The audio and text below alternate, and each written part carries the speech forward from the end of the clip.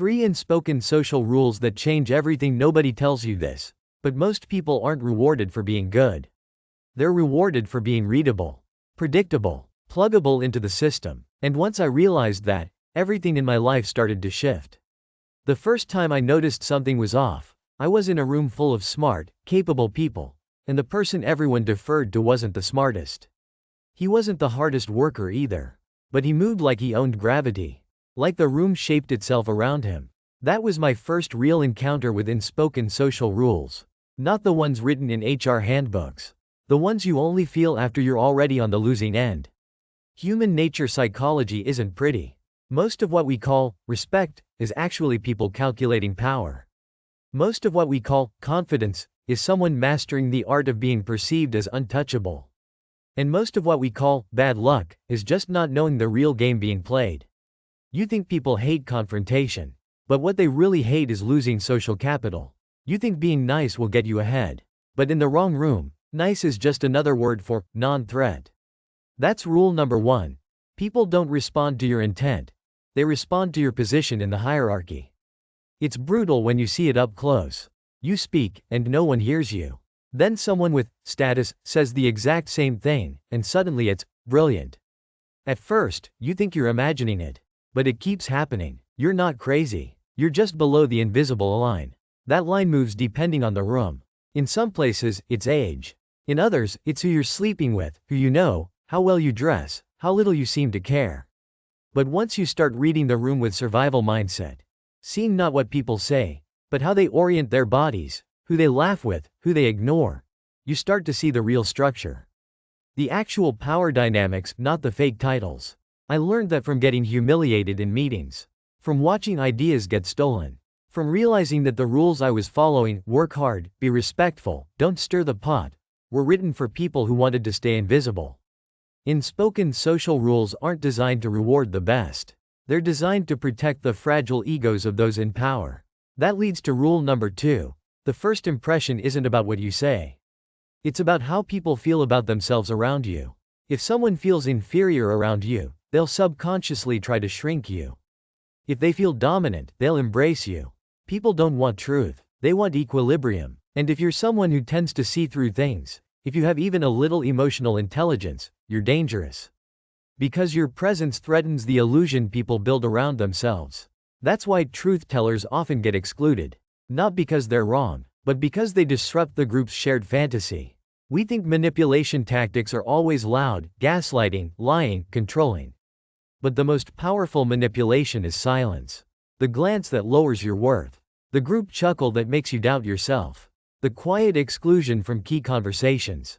That's how social hierarchies are enforced. Not by direct attack, but by the slow erosion of your sense of place. There's a moment that breaks you.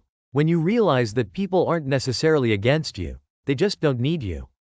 That's when survival skills kick in. Not to beg for inclusion, but to assess.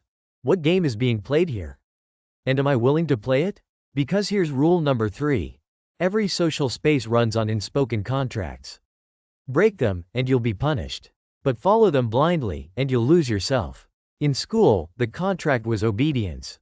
In startups, it's loyalty to vision. In corporate, it's knowing when to nod and when to disappear. In friendships, it's playing your role, whether that's the helper, the clown, or the emotional sponge. Deviate too far from the role you've been assigned, and people get uncomfortable. Not because you're wrong, but because you're unpredictable. And unpredictability, in social terms, is often seen as a threat. This is where most people lose themselves. They become so good at playing their part, they forget it's a role. And the scariest part? Sometimes the part pays well. Sometimes being the agreeable one, the caretaker, the cool guy, it gets you promotions, affection, temporary peace. But deep down, you know, this isn't you. The tragedy isn't that we play roles. The tragedy is we forget we're playing. And that forgetfulness makes us easy to control. People ask me all the time, how do I win in life? How do I avoid getting used? The truth is, you don't win by resisting the game. You win by seeing it clearly, without bitterness, and deciding, consciously, when to play, when to act, when to disappear. Most people never make that decision. They operate on autopilot, reacting to approval, chasing validation, avoiding discomfort. They call it being themselves. But really, they're just echoing what the room wants to hear. Once you see the game, you can't unsee it. And you'll start to notice things. How people change their tone depending on who walks in. How laughter in a group isn't about the joke, it's about alliance. How silence can be more revealing than a speech. This isn't about being paranoid. It's about being awake. About developing street-smart skills in places that pretend to be polite but run on primal instincts. You want real office politics tips? Stop focusing on the content of conversations and start tracking attention. Who gets interrupted? Who finishes whose sentences? Who gets praised publicly and criticized in private, and vice versa? That tells you everything. When I first started studying game theory in real life, I thought it was just about strategy. But the deeper I went, the more I realized, it's about identity. About who you're allowed to be, and what you have to give up to be accepted. And sometimes, to survive socially, you have to choose between truth and belonging. That's the cost no one talks about. You can feel it, can't you? That tension between wanting to be real, and needing to be safe. Between saying what you see, and staying in the tribe.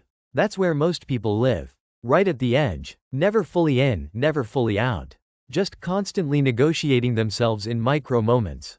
You bite your tongue in meetings. You nod even when you disagree. You make yourself smaller to make others comfortable. And every time you do, something in you fades.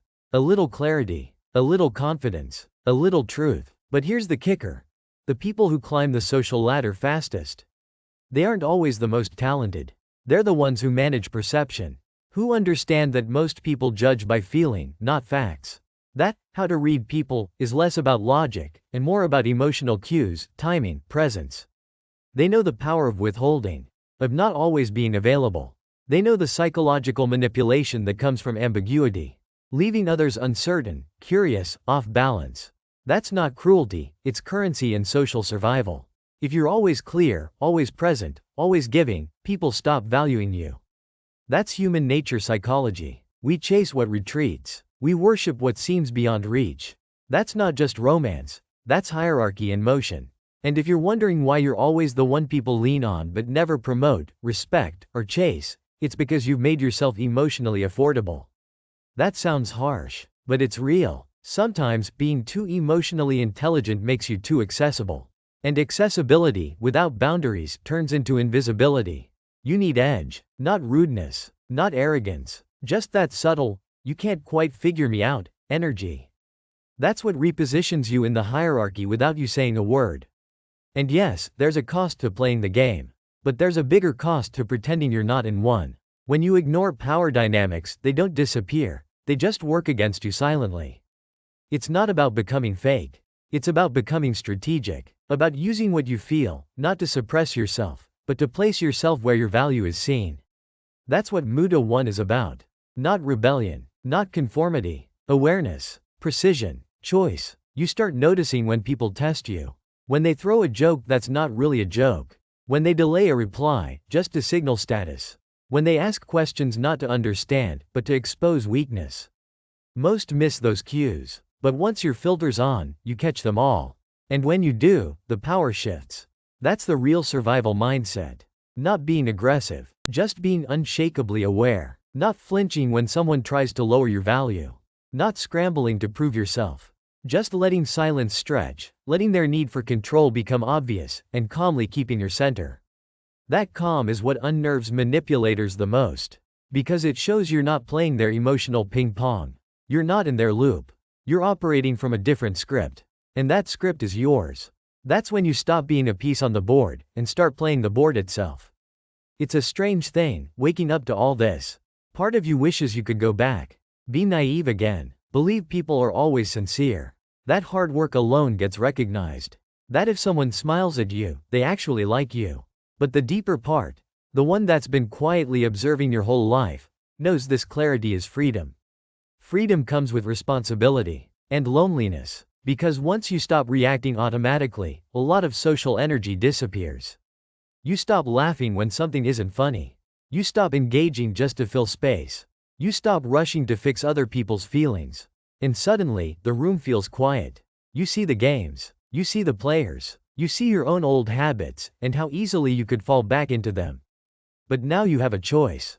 That's all awareness gives you. Choice. Do I engage here, or not? Do I mirror their energy, or hold my own?